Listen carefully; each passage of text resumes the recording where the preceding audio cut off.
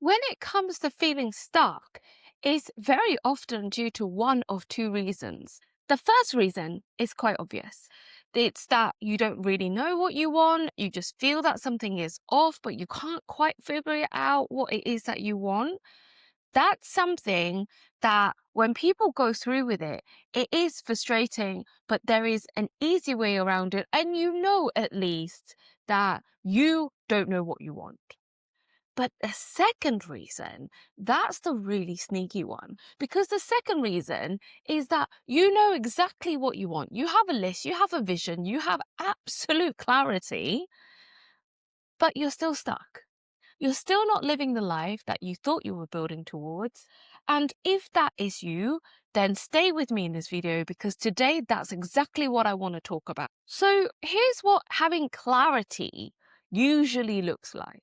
You've done the work, you've journaled, maybe you've done a vision board, you've written out your ideal life, your month, your day, and you're even mega specific about exactly how your life is going to plan out. And it feels great. It feels like you finally know where you're going, you know what you're doing, and you start into work towards it. You make decisions based on that vision, and your filters opportunities through that lens. But then what you don't realize is as time goes on, something is still feeling wrong and you're finding yourself fighting, pushing, forcing your way through what you thought was your perfect plan. Maybe you're even getting really close to what it is that you really want, but it doesn't feel like it's the way that you wanted it to. Maybe you got it, but then within weeks or months, you're like, wait, is this it? Is this what I really wanted? Or maybe you just keep making the same kind of choices over and over again, the same type of relationship, the same type of job, the same patterns. And then you're wondering, well, why is nothing changing, even though you're like super crystal clear on what your desires are? And you're like, I've done the work. I know what I want. So why does it feel like something is missing? Here's a question I want you to sit with before I give you the answer. You can hit pause if you like. How do you actually know what you want on that list is what you want and not what you've been taught to want? It's a complex question, I know, but let's have a think about it. Let's work through this together. Think about the list that you built. Some of it came through watching what other people had and deciding, oh, I want that. Some of it came through what you were told success looks like. Maybe it's by your parents, by your culture, your industry, your peers. And some of it would have come through from a previous pain. Things that you didn't have that you decided you needed. Things that happened to you that made you decide, I am never, ever going to let that happen ever again. And some of it, probably most of it, I should say, would have come from a place of wanting to feel something. Maybe it's to feel safe, loved, validated, enough, worthy. So here's the thing. None of that is wrong and all of it makes complete sense. But what it means is that this list, this clear vision that you've been working towards might not actually be yours. It might be a very sophisticated, very detailed and very specific answer to a question that you've never asked yourself. But the thing is, until you know what you really want and you understand why you want the things that you want, it's actually really hard to get crystal clear on what's keeping you going versus what's keeping you stuck. I worked with a client on this. So let's call her Anna. So Anna came to me because she kept struggling to find the right relationship. She believed that once she had the relationship that she was looking for, then she would be free and live happily ever after because she already had everything else that she wanted in life. She was smart, she was successful, she's driven, and so clear on what she wanted. Her list for the requirements for her relationship was very specific. She wanted someone who is high achieving, a man who's smarter and more successful than her. She wanted someone who owned their own home and a car and be super sporty, very driven, very motivated. And she also wanted him to be available 24/7. Whenever she needed him, he would be there. He would be home by the time she got home, or at least picked her up every single day because she likes to have someone to come home to. And on paper, it sounds very clear, very considered. Oh, yes, this girl knows what she wants. But when we actually sat with it together, it became really clear that everything that she wanted on that list, it was to make her feel something, or it was something that someone else told her was a good thing to have. The high achiever who was smarter than her, it was about her feeling that she could rely on someone. Whenever there was a problem, someone else would be able to fix it for her.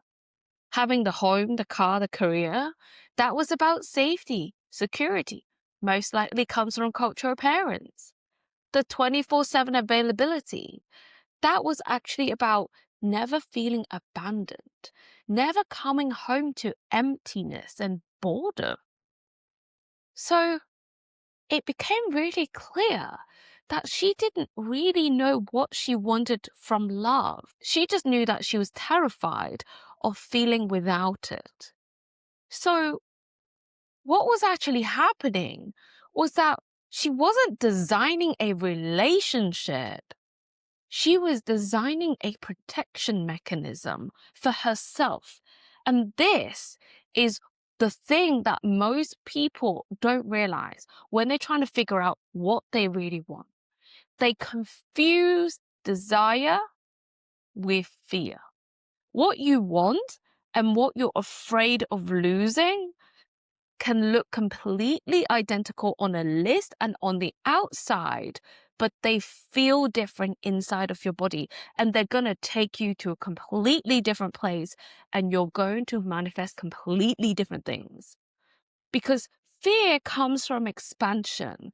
It's open, it's alive, it's exciting, even when it's a little bit scary and a little bit uncertain. But fear comes from contraction. It feels urgent, it's grippy, it's needy. It's like you need it to feel like you're going to be okay. And here's how you start telling the difference with these 3 questions. And what I want you to do is think about them carefully, write them down and think carefully through every one. The first question is, if nobody in your life would ever find out, what would you actually choose? Not what you're telling people you want, but actually what would you want if there was no judgment, no opinion, no expectations, nothing? Second question, what is it that you want to feel every single day? It's not specific to a relationship, the job, the milestone. It's the feeling underneath every single one of those. Because that feeling that you're looking for, once you understood exactly what it is, you can actually find out how you can access it in so many different ways that you probably have never even considered. The third question, and this is the one that I really want you to see. This is like the creme de la creme question. What would you want if you already felt completely safe, completely loved, completely enough, and completely worthy? If there was no wound to heal, if you didn't need anything else from the outside world to prove yourself, what would you want then? This third question is going to show you the difference between what you want and what you're afraid of losing. With Anna, after we worked through this, she realized that what she really wanted from a relationship was really simple.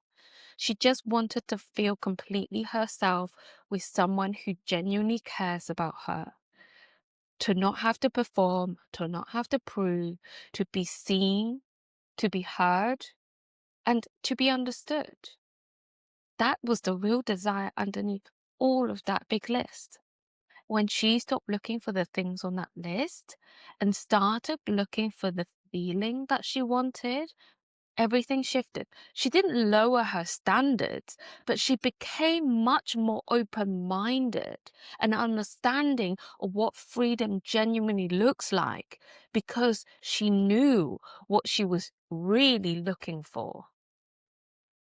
The life that you actually want is already inside you, and you just haven't been able to hear it yet because that fear, the judgment, the need has been so much louder.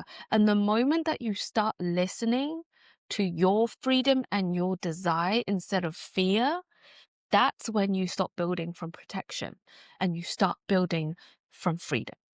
If this landed, and if you're watching this thinking, oh my goodness, I've been designing my lives completely wrong, I didn't even realize it, comment freedom below and I'll send you my free self-diagnostic tool. It will show you exactly which ingredient of freedom you've been missing and why.